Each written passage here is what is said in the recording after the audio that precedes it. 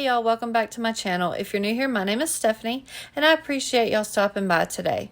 I've had several questions regarding the tiered tray that I use in my minis videos, so today I thought I would show y'all how I made this quick and easy rustic wood round tiered tray. I hope y'all enjoy the video, and if you do, please give it a thumbs up and be sure to hit that subscribe button if you haven't already. Here's a list of all the supplies I used for the tiered tray. If you wish, you can pause the video now and take a screenshot or write them down. Let me know in the comments below if you find me including these lists to be helpful, and if so, I'll continue to include these in future projects.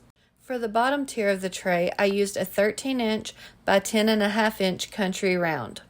Then for the middle tier, I used an 11-inch by 11-inch country round. And for the top tier, I used an 11.5-inch by 7-inch country round, all from Hobby Lobby. I recommend picking these up when they have one of their sales on unfinished wood for 40% off.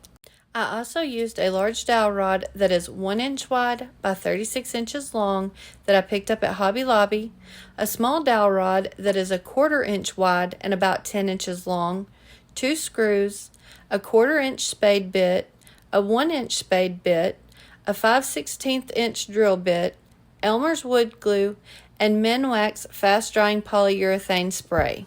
I started by finding and marking the center of the top side of what is going to be the bottom tier of the tray.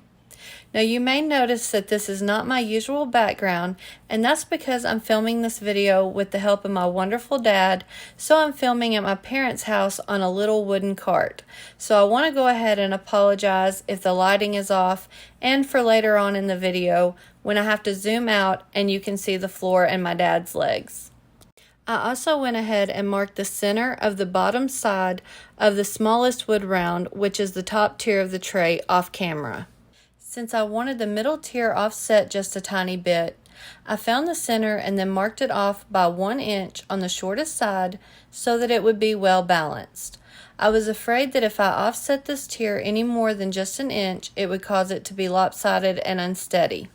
Once I had the middle tier marked, I took the 1 inch spade bit and placed the tip right in the center of the mark and drilled a hole all the way through the wood so that it would easily fit down over the large dowel rod. Now you don't have to have a spade bit for this step. You could very easily use a 1 inch drill bit, but since I had to have the spade bit in the next step, I went ahead and used it. I was able to pick up a set of 13 spade bits that included this 1 inch as well as the 1/4 inch bit that I'll be using here in a little bit for about $10 at Harbor Freight. Here's how the middle tier should look with the hole. To countersink the 1 inch dowel into the top of the bottom tier, I took the 1 inch spade bit and wrapped some painter's tape around the tip so that I would have a guide. I only wanted to drill into the wood about 1/4 inch, so that's about where I put the piece of tape.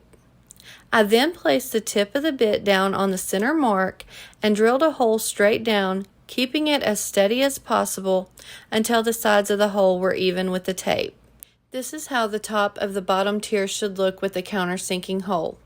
Here you can see that even though I did not drill all the way through the wood, the tip of the bit still made a small hole that I will be using as a guide for the placement of the screw on the bottom of the tier.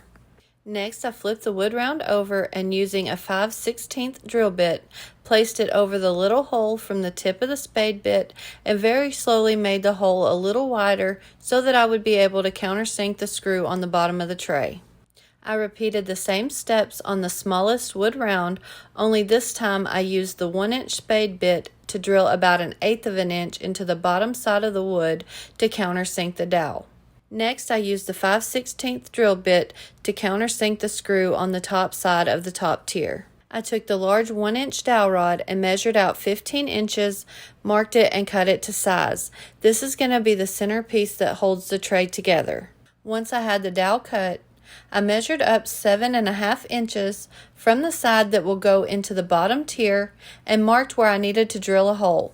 After I had the dowel marked, I took the 1/4 inch spade bit and drilled a hole all the way through the dowel, keeping the bit as straight and steady as possible. You can see here that I took an 1/8 inch drill bit and drilled a pilot hole in both ends of the dowel rod for the screws. I have no idea what happened to the clip of me drilling the hole, so I'm sorry I wasn't able to show that. Next, I took the small dowel rod and cut it to 4 inches long.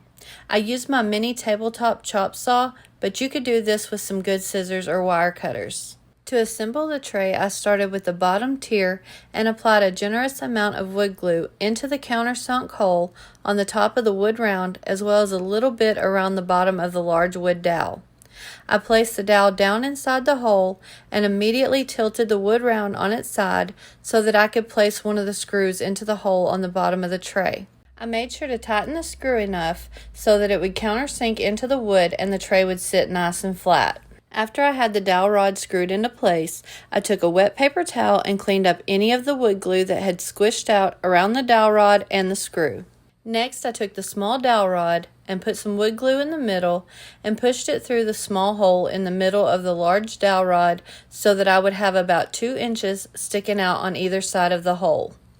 I made sure to twist the smaller dowel rod inside the hole so that the wood glue would be all the way around for a more secure hold. Once I had it in place, I took a wet paper towel and cleaned up any excess glue. Then I took the middle tier, which is the one with the hole drilled all the way through it, and placed it down onto the smaller dowel. I chose to make this tier adjustable just in case I ever wanted to swing the longer side of the wood round to a different position.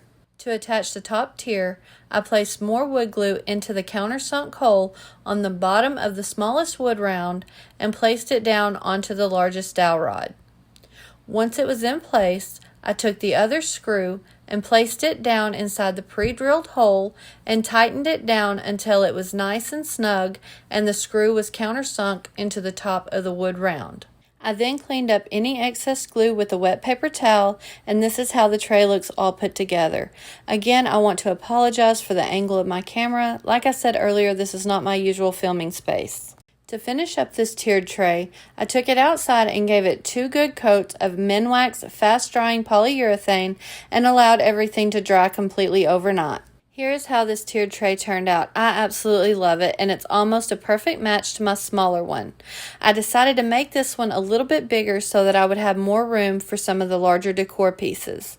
The best part of this project is that you can customize the tray to be whatever size and shape you want, depending on the size of the wood round you choose. I want to thank each and every one of y'all for stopping by, and if you enjoyed this video, please give it a thumbs up. It really does help me out here on YouTube, and if you haven't hit that subscribe button yet, what are you waiting for? Click that button and stick around for a while. I have a bunch of fun projects on the way. I'll see y'all next time.